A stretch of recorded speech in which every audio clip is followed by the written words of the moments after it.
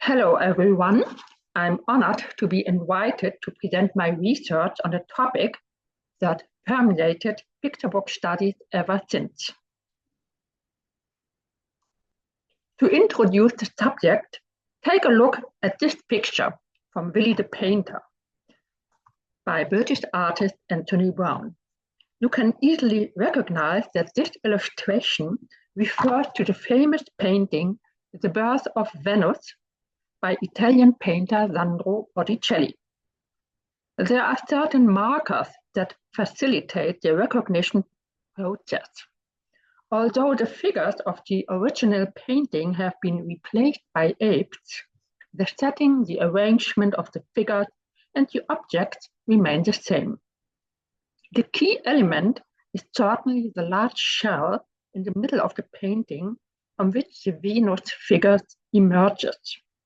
Unlike Botticelli's painting, Brown added humorous effects, such as the shower head and the douche cap on the head of the apian Venus, not to mention her frightened facial expression, which seemed to be caused by the cold winds coming from the left and the feeling of being observed, that referring to the viewer's position as a potential voyeur.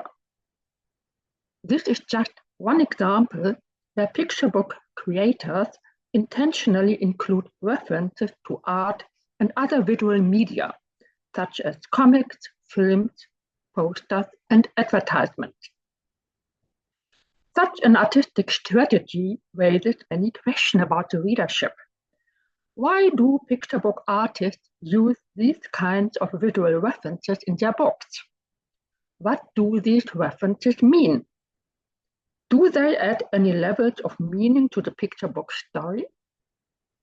Are children able to recognize the visual references given their limited world knowledge?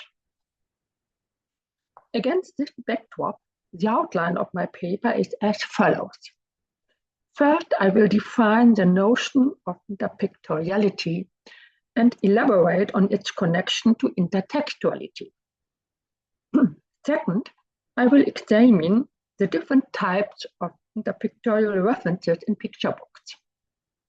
Third, I will analyze the various functions of interpictoriality in picture books.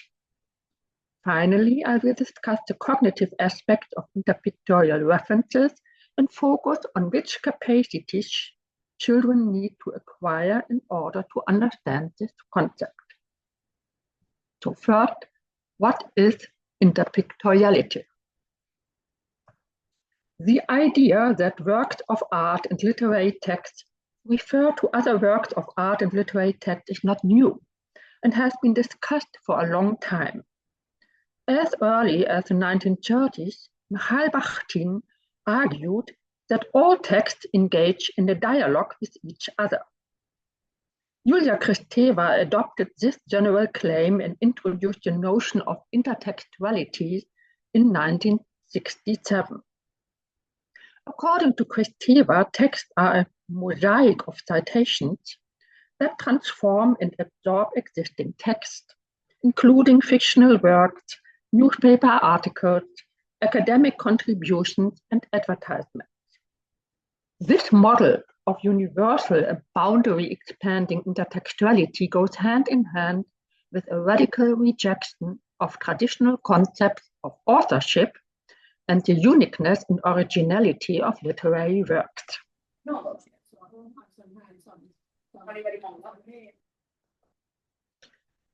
In this context, French scholar Gérard Genette developed a typology of intertextual references in order to pigeonhole the various forms of intertextuality.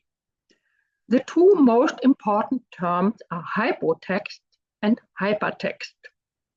A hypotext, which is sometimes classified as a pretext, is an earlier text that serves as the source of a later text, the hypertext. Accordingly, the hypertext refers to a hypotext, but it does not necessarily quote the hypertext, hypotext verbatim. Genette described this process as transformation. The hypertext modifies or alters the hypotext to a greater or lesser extent. However, the greater the difference between the hypertext and the hypotext, the more difficult it is for readers to recognize the source. This presents a challenge for readers because they must rely on their literary knowledge as well as the knowledge of other art forms.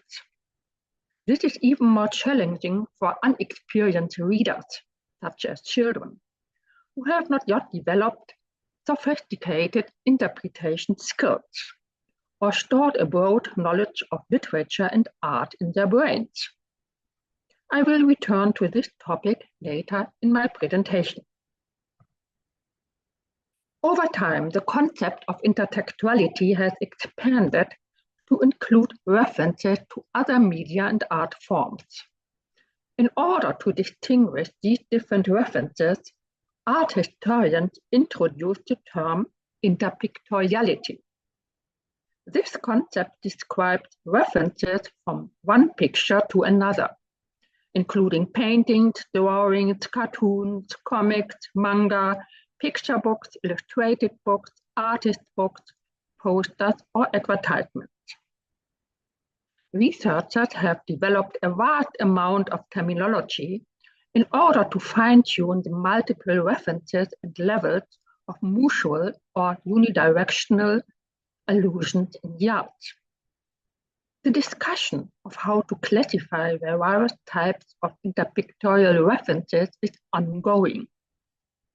This has led to the development of subordinate categories such as parapictoriality, that is, references to paratextual elements such as covers, dust jackets, and end papers, and metapictoriality, which describes the reflection of the pictorial process itself. The first category comes to the fore in Der Aufstand der Tiere oder die neuen Stadtmusikanten, The Animal Rebellion or the New Town Musicians by Jörg Steiner and illustrated by Jörg Müller. Loosely based on the Grimm fairy tale, The Bremen Town Musicians, the picture book tells the story of 4 animated animals, a penguin, a panda, a crocodile, and an owl, who are mascots for different companies. They decide to leave their jobs to seek their fortune as musicians. Ultimately, they sign a contract with a TV studio that wants to make a movie about their lives.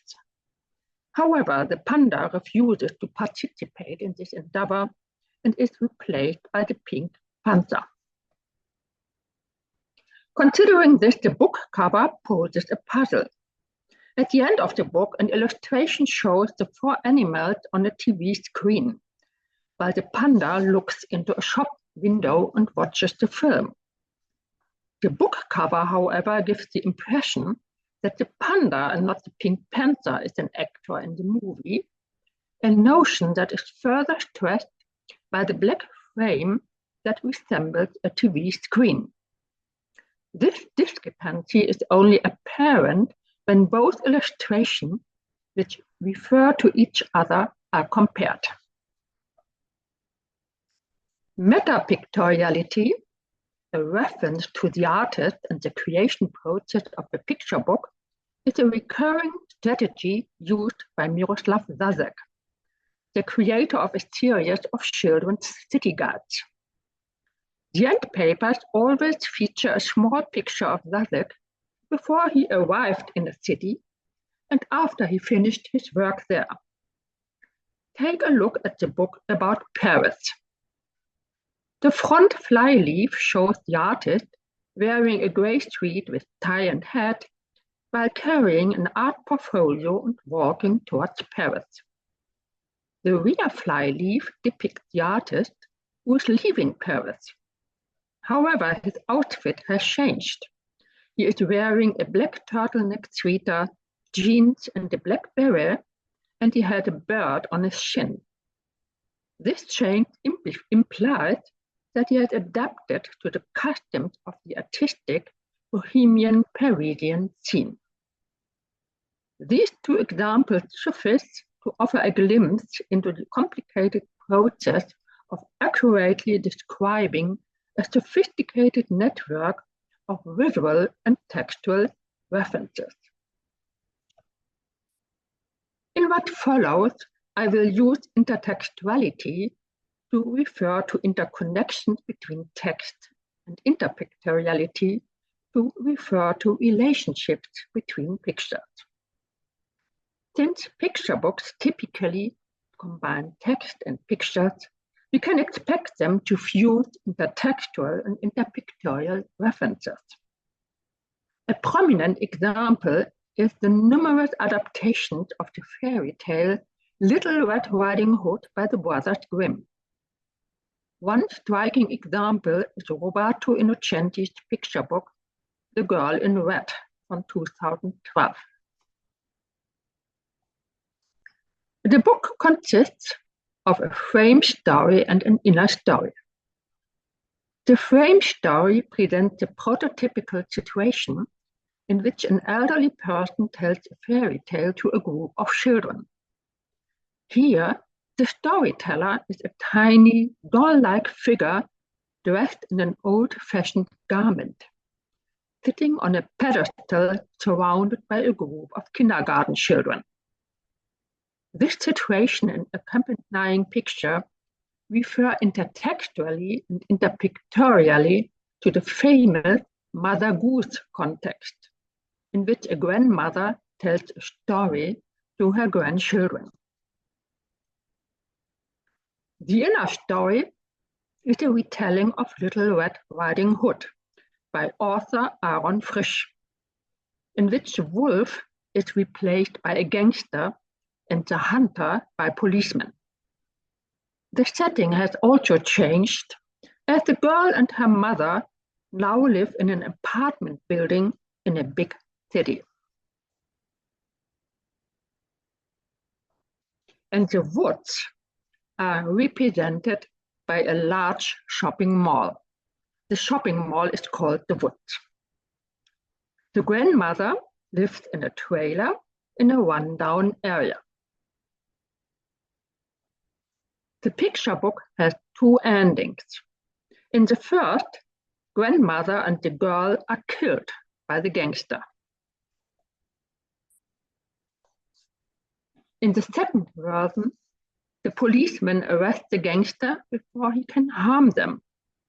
Thus, the book intertextually refers to two different versions of the fairy tale. The French fairy tale by Charles Perrault depicts sexual abuse and murder, whereas the German fairy tale by the Brothers Grimm has a happy ending. The illustrations by Roberto Innocenti are full of interpictorial references. In almost all images, the little girl in red is visible, along with allusion to the wolf and the wood or forest, either through written signs like El Bosco, the wood, or icons that are often hidden in the background of the illustrations. The vast number of advertisements on posters, neon signs, newspapers, and clothing point to popular brands emphasizing the consumerism of the urban population. Thus, the topic of seduction permeates the entire story. People in the mall and on the streets are frequently enticed to buy articles, eat, and gamble. The gangster who persuades the girl to ride with him on his motorcycle wears black leather clothes adorned with a wolf emblem. When he leaves the trailer, his face transforms into that of a wolf with snarling teeth. Attentive readers will find even more intertextual and interpictorial references throughout the book that broaden the scope of the original story. Against this backdrop, deepening our knowledge of this concept by focusing on the artist's perspective is mandatory. What types of interpictorial references do they use, and from what sources? Why do they include these references in picture books? Investigating these questions may help us capture the various types and functions of interpictoriality in picture books. Now I come to the types of interpictorial references. As previously mentioned, picture book makers draw inspiration from various sources and art forms. They range from the classical arts, such as painting and sculpture, to photography, visual media, such as film, comic, and manga, and illustrations from children's books. They also draw inspiration from popular culture, including magazines, movies, posters, and games. Generally, 3 different types of interpictorial references can be distinguished. The first type is an exact or nearly exact copy of the original work. For instance, see the photograph of Isabel Duncan on the wall in Ian Falconer's Olivia. The photograph hints at Olivia's aspiration to become a famous dancer. Another example is taken from Jörg Müller's Der standhafte Zinnsoldat, The Steadfast Tin Soldier from 1996, an adaptation of Hans Christian Andersen's eponymous fairy tale. 2 posters on the walls of the children's bedrooms are exact copies of the book cover of Müller's previous picture book, Die Kanincheninsel, Rabbit Island, and an illustration from Alle Jahre wieder saust der Presslufthammer nieder. Every year, the jackhammer comes crashing down. You can see the picture on the top is repainted on the wall of the bedroom of the little boy, and the cover of the Rabbit Island is a poster on the wall in the bedroom of the girl. This is also one of the few cases in which picture book artists interpictorially refer to their own artworks, thus establishing a kind of individual timeline. The second type shows an original artwork that has changed to a greater or lesser extent. Take a look at a double-page spread from Michael Bedard's Sitting Ducks. The nighttime scenery, in which a lonely dog strolls down an unlit street, illuminated only by a diner, references Edward Hopper's famous painting, The Nighthawks. In Bedard's illustration, the people at the bar in Hopper's paintings have vanished, and only a dog clothed as a bartender looks invitingly at the dog outside the building. Bedard's picture also evokes the threatening atmosphere of Hopper's painting, foreshadowing the danger the little dog is in. The third type differs the most from the original and requires knowledge of the original work to recognize the interpictorial reference. An example is the arrival of the foreign rabbits in John Marston and Sean Tunn's The Rabbits. The rabbits' colonialist behavior is modeled after that of Captain Cook, when he set foot on Australia in 1770, as depicted in Emmanuel Phillips Fox's The Landing of Captain Cook at Botany Bay.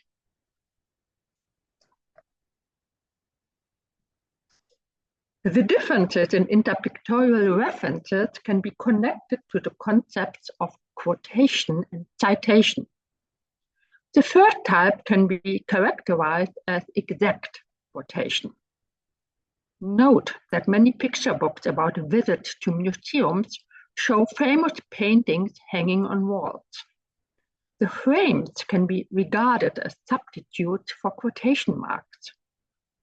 The second type presents an altered quotation, and the third type is an indirect quotation or evocation. Typically, illustrators refer to a single artwork, such as the painting by Botticelli and the picture by Anthony Brown that I showed earlier. However, an artist may also combine references to different artworks in the same illustration. Anthony Brown employs this strategy in almost all of his picture books. This illustration from Willy the Dreamer, for example, includes multiple references to René Magritte's famous paintings. Although Magritte's paintings have been altered by transforming objects into banana shapes and replacing the head of the Venus de Milo with a gorilla head, Magritte's paintings are easily recognizable. All the more so since his artworks entered the realm of popular culture decades ago. Combining several artworks in the same illustration is a strategy known as contamination. Apart from referring to individual artworks, picture book artists can incorporate references to art movements, such as Impressionism, Surrealism, and pop art, without attributing an illustration to a specific artist or artwork. This type of interpictoriality is called systemic reference, meaning the illustrator refers to an art movement or pictorial system. The same process occurs when picture book artists refer to a well-known picture book by changing the storyline in the illustration. This strategy can be seen in Heinrich Hoffmann's notorious Der Struwwelpeter, Slovenly Peter. Numerous artists have created new versions of the original story, either by replacing the eponymous male character with a female character or by references to political figures. Even well into the 20th century, Hoffmann's moral tales have inspired authors and illustrators to create new versions, giving rise to the subgenre of Struwwelpetriade. This notion encompasses all books whose content and illustrations reveal the impact of Slovenly Peter. Over the decades, books appeared that addressed both adult and child readers, depending on the historical and cultural context. While most of these follow-up books emphasize the moral message of the stories, others reveal a satirical or parodic purpose. As can be seen by closely examining the covers of German and English titles that obviously refer to Hoffmann's model. Now I come to the functions of interpictorial references. The various picture book examples shown in this presentation already indicate that the interpictorial references operate on different levels and serve different functions, thus creating a dialogue of pictures. According to scholars such as Sandra Beckett, Maria Nikolayeva, and Geneviève Vallot, these interpictorial references emphasize the playful nature of the images, which often has humorous effects. While this is true for many picture books, other functions also come into play. One such function is to poke fun at existing moral and political messages. A striking example is the classic bedtime story, Goodnight Moon, by Margaret Wise Brown, illustrated by Clement Hurd. In this story, a little rabbit lies in bed and says goodnight to everything in the bedroom, including the moon. This sentimental picture book has inspired picture book artists to create new versions with new characters, such as political figures like George Bush in Goodnight Bush by Erich Oerigen and Gan Golan, Monsters in Goodnight Goon by Michael Wecht, and new toys like the iPad in Goodnight iPad by N. Dowd. In all cases, the text and pictures distinctively refer to Brown's picture book. The setting, the storyline, and the goodnight phrases are kept, but adapted to the new context. In these versions, the grandmother of the original story has been replaced by Defense Secretary Donald Rumsfeld or a boogeyman. Brown's cozy bedroom becomes a war room, a cemetery, or a messy room filled with broken toys. Although the illustrations adhere to the old-fashioned style of the original bedtime story, the altered versions can be interpreted as critics of sentimental ideas about home and family. Whether children or merely adults will like the parodic versions is a question to be discussed in the future. Apart from the ludic and parodic characters, these interpictorial references certainly have other functions can be discovered. First and foremost, interpictorial references may serve as a counterpoint to the picture book story. To see how such a counterpoint works, let us take a closer look at an illustration from Anthony Brown's The Visitors Who Came to Stay. The story focuses on Hannah, a young girl who lives with her single father. Times have changed since he fell in love with another divorced woman who has a son the same age as Hannah. The woman and Hannah's father sit on the beach in the middle of the picture, surrounded by knickknacks such as food, a bottle of wine, a bag, and a sun hat. The boy stands nearby, holding an haute bois. Hannah, however, turns her back to the group, thus signaling her loneliness and disapproval of the situation. There are a lot of funny details in this illustration, but I would like to draw your attention to the group in the middle of the image. The couple on the beach is a pictorial reference to Edouard Manet's famous painting, Le Déjeuner sur l'herbe. The painting features portraits of two men, one of whom is the artist's brother, and their female companions. The combination of clothed men and nude women caused a scandal, and the Salon de Paris committee refused to exhibit the painting. However, Emperor Napoleon III commissioned that all rejected paintings and sculptures be displayed in a separate room, allowing Manet's painting to be seen by visitors. Manet himself, in Interpictorality, refers to two older artworks, an oil painting by the Italian artist Giorgione, titled Bucolic Concert, and a copper engraving by Raimondi, based on the lost painting The Citizen of Paris by Raphael. Manet's painting also inspired several famous artists to make their own version of the subject.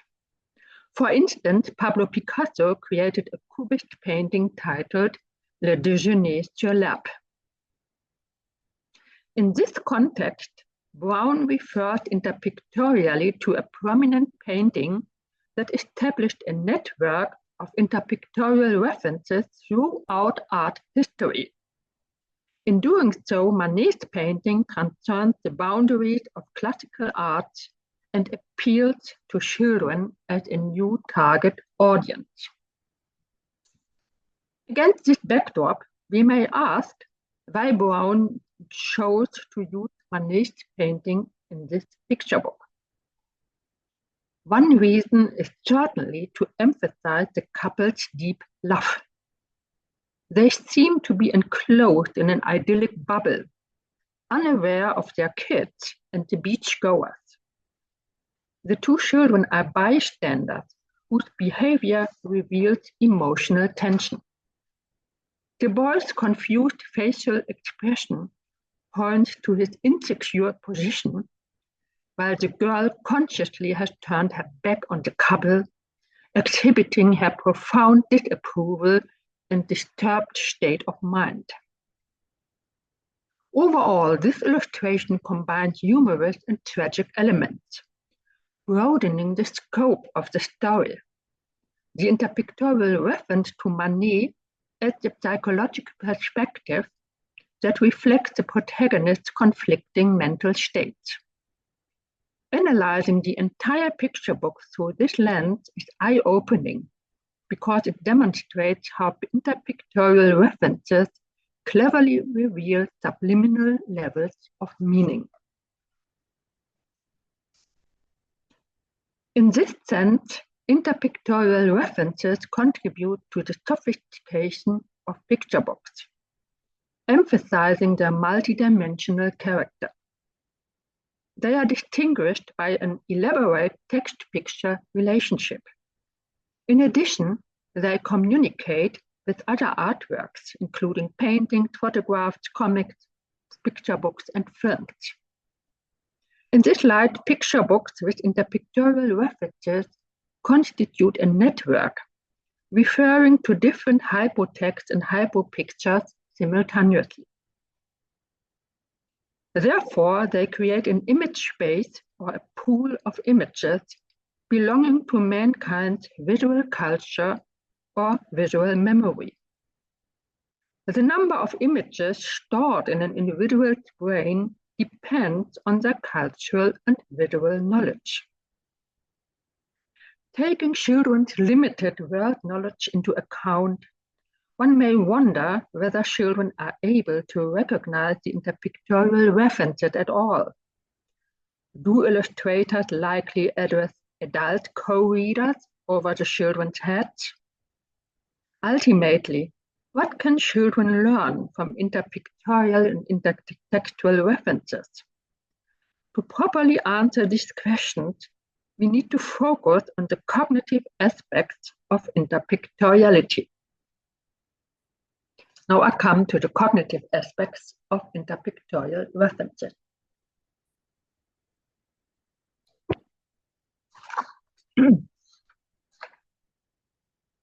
Overall, the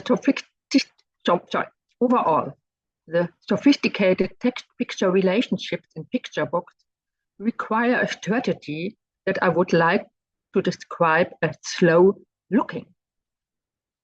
When listening to the text read aloud, child readers can focus on the illustrations, which encourage them to closely examine the depicted details. Recall the illustration from Anthony Brown's The Visitors Who Came to Stay. There are so many things depicted on the page that readers are stimulated to look at it repeatedly in order to discover relevant information. The interpictorial reference may be overlooked for various reasons. Viewers either do not recognize the reference to Manet's painting at all, or they do not pay attention to the couple because they are attracted to other amusing things and actions on display.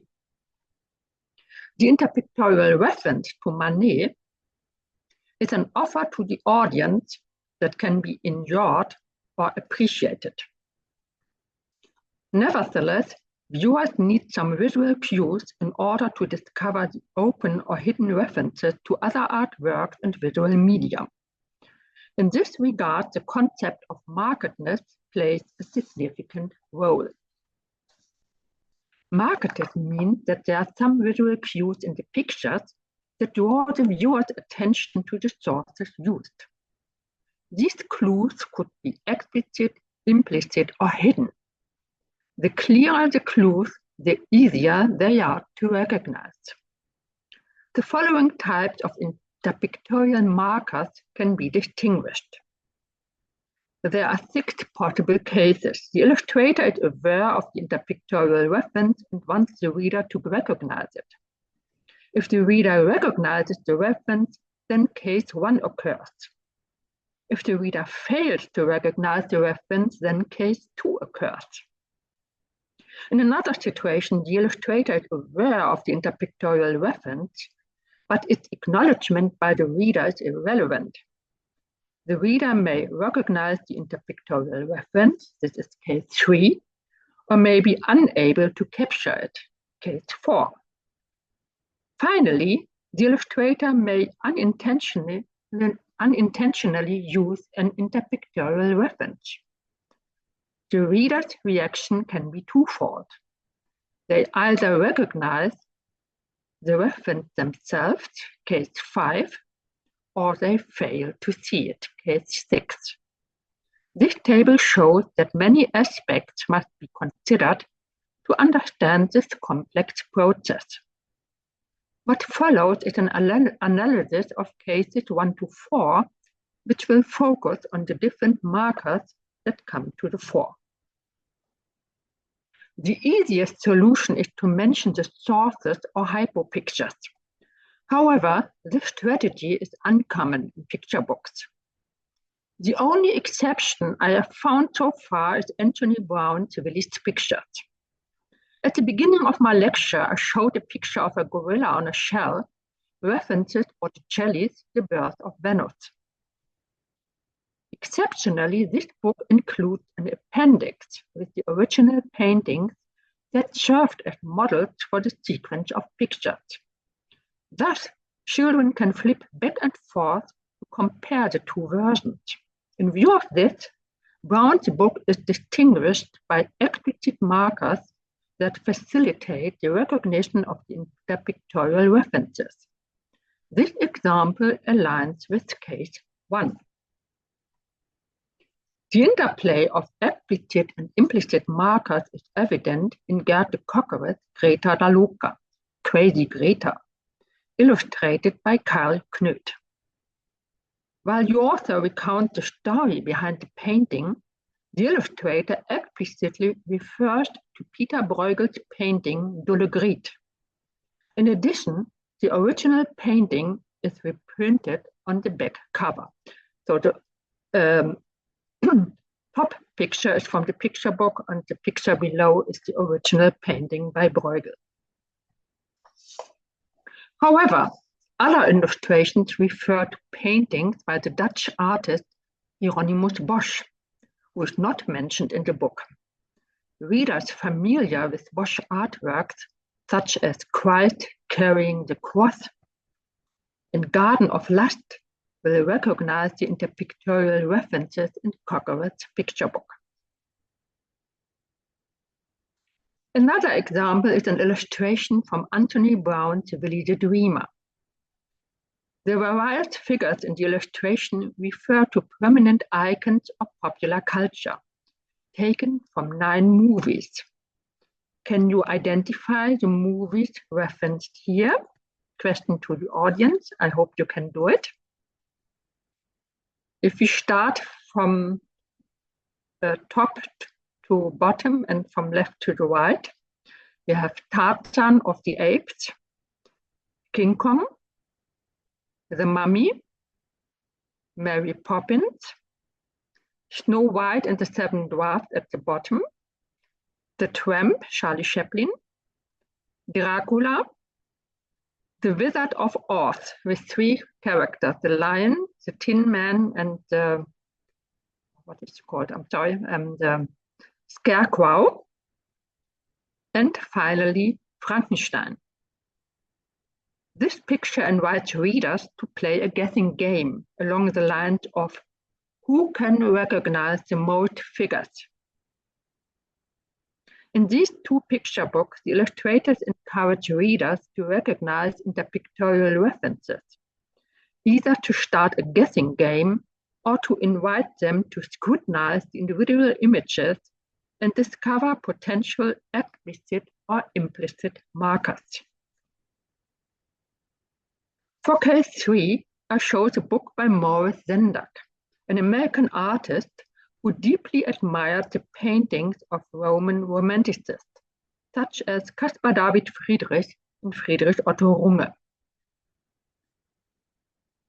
In Outside Over There, the setting, the characters, clothing and hairstyles reflect Biedermeier fashion, furniture design, and architecture. Apart from these systemic references, Sendak implicitly refers to a famous painting by Runge, the Hülsenbeck Children. In the original painting, the three children represent different stages of childhood.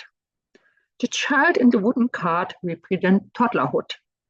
The boy pulling the cart represents the blossoming of childhood, and the girl stands at the threshold of childhood and youth. Sendak's allusion to the painting is not easily deciphered. Sendak kept the design of the fence and the sunflowers. If you look at this, at the fence and the sunflowers. However, only a toddler and a young girl can be seen. Four spooky figures dressed in gray cloaks with hoods covering their faces approach the children from both sides. This motif recurs in the final image, but the goblins have now disappeared.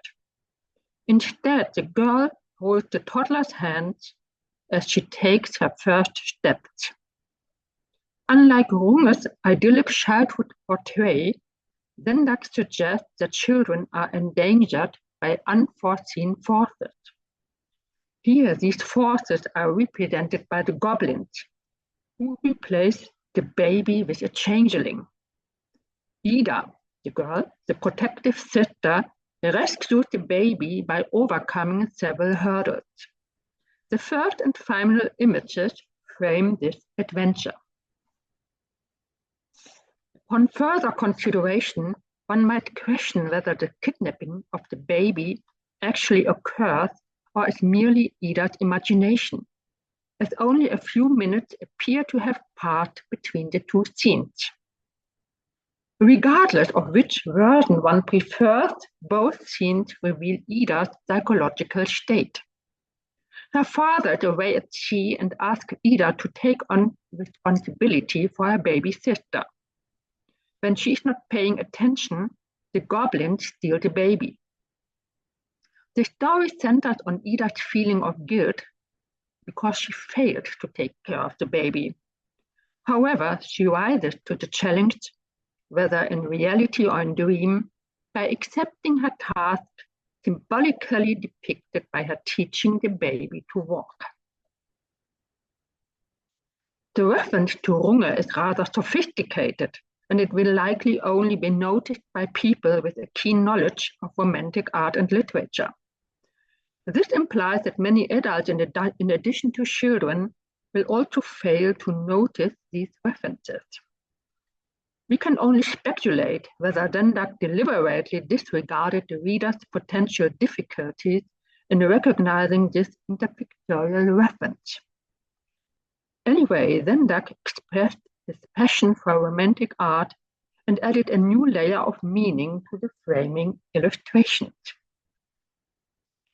The same applies to other picture book artists who often include hidden references to the arts and visual media that are neither explicitly nor implicitly marked.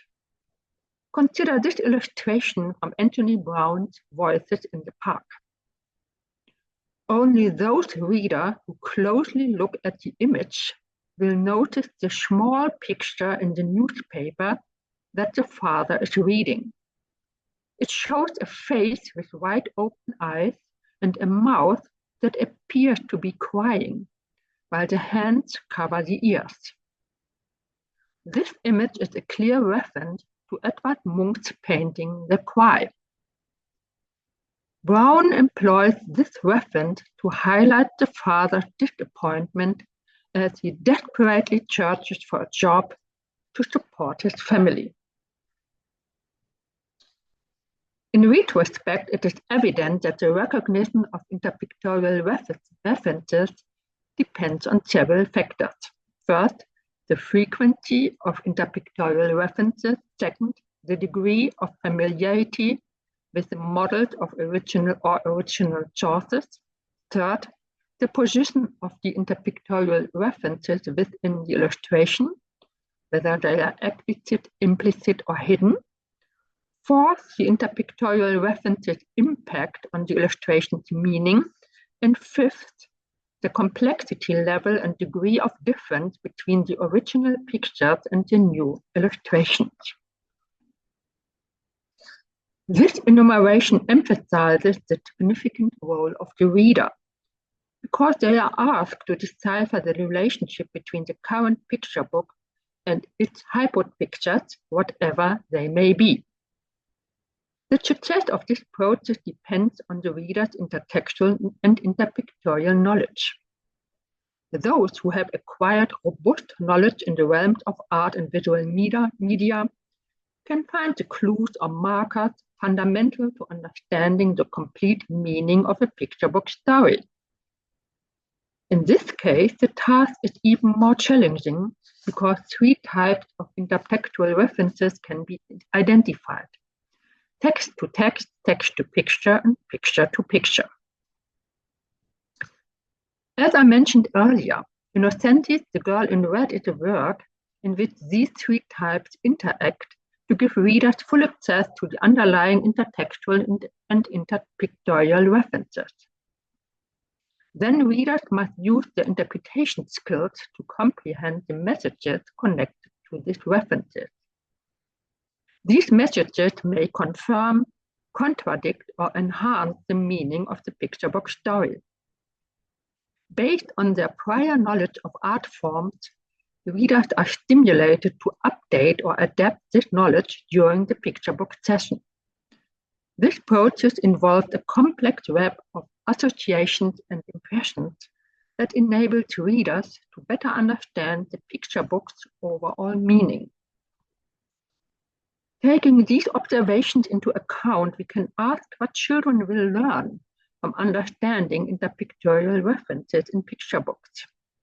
A major aim of picture book research and media studies is to investigate the competencies children have to acquire in order to handle picture books and other visual media competently.